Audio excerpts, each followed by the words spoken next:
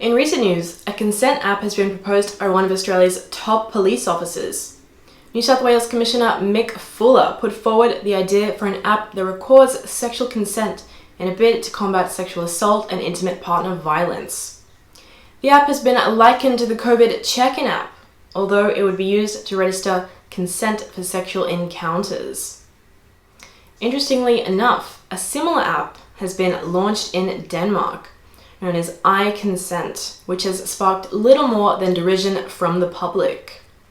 The exact function of the proposed Australian version is unclear.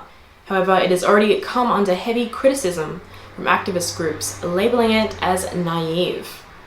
In fact, Commissioner Fuller himself has since retracted the suggestion, acknowledging that the app might be the worst idea he's had all year.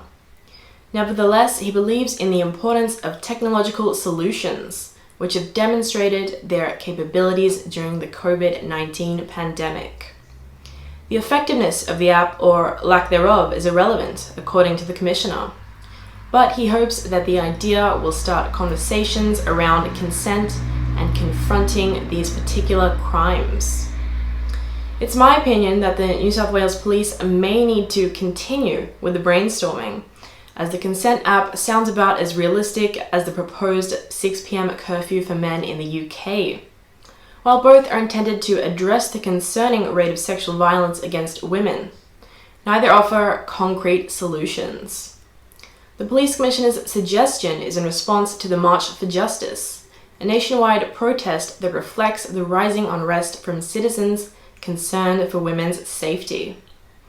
The push for action comes in light of the rape allegations from Parliament House that have caused more than a stir among politicians. The March for Justice demands that the government address gendered violence, as protesters feel that the action until now has been inadequate. Lawmakers have been presented with a petition signed by 90,000 people in Canberra, calling for greater accountability over sexist behaviours in Parliament.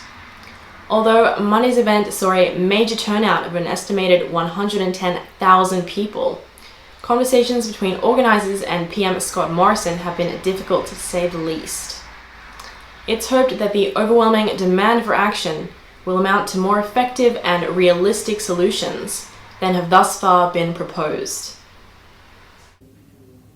Now, the idea for such an app has been mocked online, many calling it impractical. One podcast has even made a parody PSA of sorts, dubbing the proposal "No App, No WAP." Take a look at this short clip courtesy of Irrational Fear.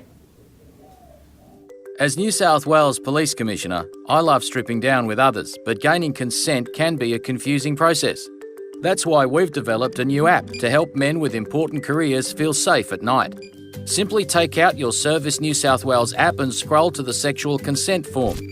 You and your sexual participants simply tick the boxes for the style and duration of sexual intercourse. Also note, if applicable, which private high school the participants attended, so we assign the most appropriate legal response should we even need to. Then simply sign on the screen. Or use a finger on the fingerprint reader. If one of your participants is too drunk to sign, definitely don't coerce them or just place their finger on the fingerprint reader. They'll never be able to prove otherwise. Then and only then can sexual intercourse proceed at a location of your choice. If any participant changes their mind, it won't be automatically updated by the app, but we're assured by the Boston Consulting Group that this will be addressed in a future upgrade. So when emotions are running high, remember, no app, no WAP. Of course, we'd love to know your thoughts on the consent app proposal. Do you think it's a good idea, and would you even use it? Let us know in the comment section below.